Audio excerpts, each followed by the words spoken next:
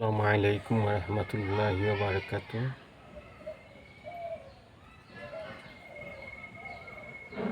দেশ সমসাময়িক বিভিন্ন বিষয়ে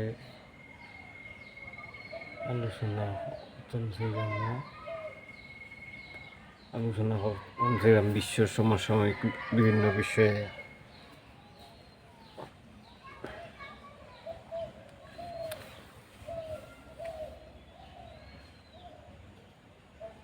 বিশ্ব সংঘ মানে জাতিসংঘ নিরাপত্তা পরিষদ আলোচনায় ইরানের বিরুদ্ধে নিন্দা প্রস্তাব গৃহীত হয়েছে। আমি এর তীব্র নিন্দা ও প্রতিবাদ জানাই, ধিক্কার জানাই জাতিসংঘের এই নিরাপত্তা পরিষদ।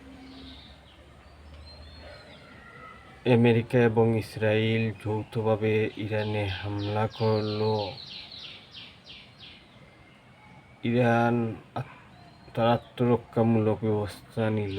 ইরান তো কাউকে আক্রমণ করেনি একবারই, তাহলে কেন ইরানের বিরুদ্ধে নিন্দা প্রস্তাব আনা হলো? আমি এর তীব্র নিন্দা, প্রতিবাদ এবং ধিক্কার জানাই এই জাতিসংঘ নামক এই সংস্থাকে।